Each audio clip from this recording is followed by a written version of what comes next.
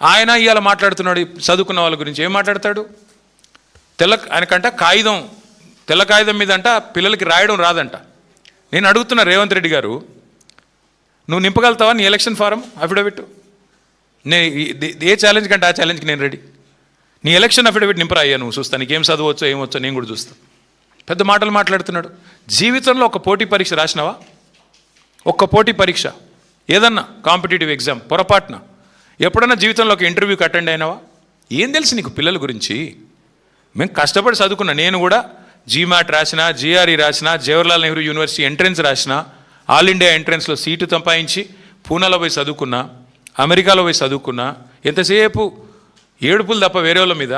ఒక్క interview attend అయిన ముఖమా నీది? ఒక్క పోటీ పరీక్ష రాసిన ముఖమా? పోనీ ఒక అప్లికేషన్ రాసే తెలివి ఉందా? నకలు కొట్టి పాస్ అయినవి గోడల మీద సున్నలు వేసుకుని బతికినోడివి.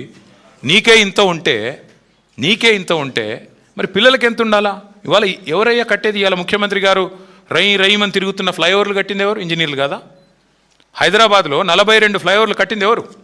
ముఖ్యమంత్రి కూర్చుంటున్న సచివాలయ భవనం కట్టింది ఎవరు? తెలంగాణ ఇంజనీర్లు కదా?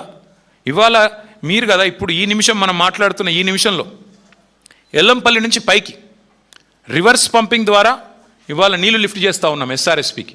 ఎవరు చేసింది? అది ఇంజనీర్లు కదా? ఏం మాట్లాడుతున్నాడు ముఖ్యమంత్రి? మీ వెనకాలే ఉంది ఇక్కడ మీరు కూర్చునే కమాండ్ కంట్రోల్ సెంటర్ కట్టింది ఇంజనీర్లు కదా? అందుకే నేను అంటున్నా ఈ మూర్ఖపు మాటలు ఎన్ని కట్టిన ఇంజనీర్లకి. నాకు రేవంత్ రెడ్డి గారికి నేను చెప్పేది ఒకటే, ఈ ఇంజనీరింగ్ విద్యార్థులకు కట్టడాలు తెలుసు, మీకు సమాధి కట్టడం కూడా తెలుసు. మీ పార్టీకి, మీ అంటే ఆయనకి కాదు, మళ్ళీ మీరు వేరే అనుకున్నారు, మీ పార్టీకి సమాధి కట్టడం కూడా ఆ పిల్లలే తప్పకుండా చేసి చూపెడతారు. నేను ఇవాళ గడ్డం వేణు తరపున